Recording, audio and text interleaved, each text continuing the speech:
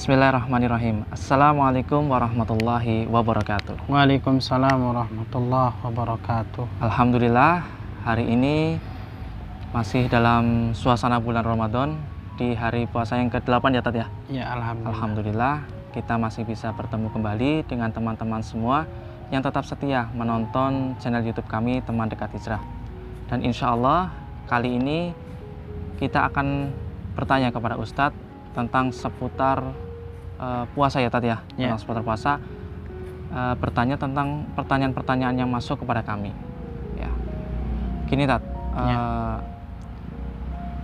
ada beberapa pertanyaan yang masuk ke saya Tat. Ya. Ini masih seputar bulan Ramadan ya Tat ya? Masih Ramadan. Ya. Banyak sekali di kalangan masyarakat ini pasti semuanya insya Allah ya Tat ya mengerjakan puasa ya Tat ya? Sebagian besar. Sebagian besar ya Tat ya. Tapi juga sebagian besar juga banyak yang tidak melakukan sholat Tat.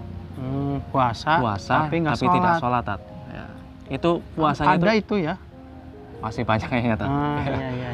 Nah itu puasanya itu diterima apa enggak Tat? Ya. Monggo Tat. Bismillahirrahmanirrahim. Maha suci Allah yang telah memberikan kenikmatan kepada kita semuanya. Mungkin ini fenomena yang ada di masyarakat ya Mas ya. Iya Tat. Mereka itu puasa tapi tidak sholat. Tapi nggak sholat. Mungkin puasanya karena malu dengan tangganya mungkin bisa jadi. Bisa jadi sama keluarga sendiri Tat. Malu. Iya mungkin malu ya. Iya, teman-teman, saudaraku yang dimuliakan oleh Allah, tentunya kalau kita mengambil daripada Al-Quran dan hadis Rasulullah SAW Mas, bahwa sesungguhnya sholat itu adalah tiangnya agama. As-sholatu imaduddin. Sholat itu adalah tiangnya agama.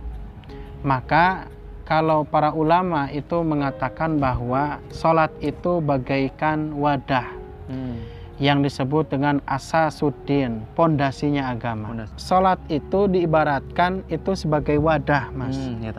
Jadi gelas itu tidak bocor ya, utuh. Kemudian ketika kita beramal, maka amalnya itu bagaikan air. Yang air itu ditumpahkan ke gelas, maka itu semuanya tidak bocor dan tidak tumpah. Nah itu artinya apa? Artinya bahwa sholat itu menjadikan pondasi seluruh amalan itu akan diterima manakala pondasinya itu kuat. Nah ini. Jadi bagaimana dengan amalan-amalan yang lain? Salah satunya adalah puasa. Apakah sah dan apakah diterima di hadapan Allah Subhanahu wa taala? Nah, ini kita merujuk kepada hadis Rasulullah bahwa pembeda antara mukmin dan kafir adalah meninggalkan sholat. Bainal mukmin wal kafir tarkus sholat. Pembeda antara orang mukmin dan orang kafir itu adalah meninggalkan sholat. Nah ini bagaimana dengan sholatnya? Maka Al-Quran menjawab ini Mas. Habitat a'maluhum fid dunya wal akhirah.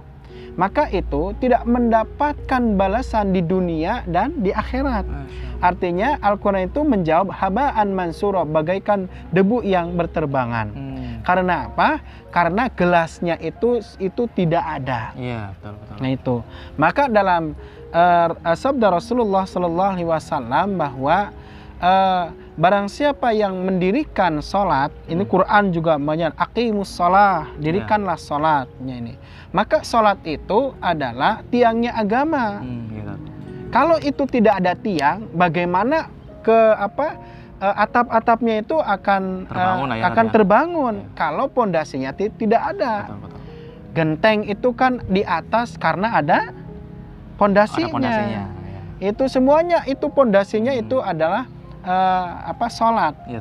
Makanya sholat itu kata Rasulullah SAW, barang siapa yang meninggalkan sholat maka dia telah merusak daripada agama. Dan barang siapa dia itu mendirikan sholat maka dia itu termasuk orang-orang yang mendirikan agama. Nah ini. Jadi memang sholat itu adalah kewajiban bagi seorang muslim ya tadi untuk menjalankan ibadah sholat. Kemudian sekarang kan banyak fenomena bahwa di kalangan masyarakat berpuasa namun tidak melakukan ibadah sholat. Ya, itu kan banyak pertanyaan, itu diterima nggak sih puasa kita? Jadi pada intinya bahwa puasa itu adalah sebagai pondasi ya Tat ya. Ya, sebagai pondasi asasuddin. Ya, bahwa amalan-amalan itu memang pondasinya berada di sholat ya Tat ya. Ya, berada di sholat. Ya sama saja bohong ya Tat kalau kita melakukan amal-amal kebaikan namun tidak melaksanakan ibadah sholat ya Tat ya. Ya itu. Jadi begini Mas, sebenarnya kan sholat itu adalah pengakuan seorang muslim. Betul. Jadi orang muslim itu, orang beriman itu pasti dia itu sholat. Iya. Pasti dia itu sholat.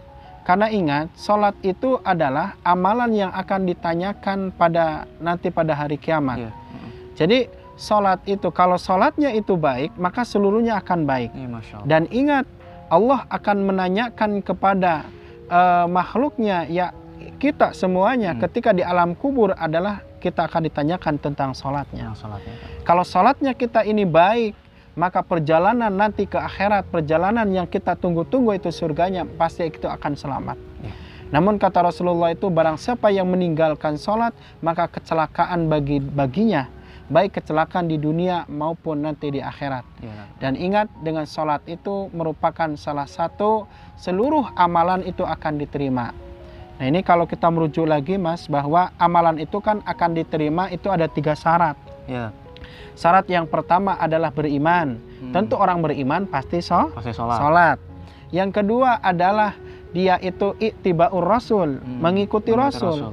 Orang beriman itu bukti dari cinta kepada Allah adalah cinta kepada Rasulullah. Berarti kita ini berusaha bagaimana kita mengamalkan daripada contoh Rasulullah. Yang ketiga adalah ikhlas dalam setiap beribadah.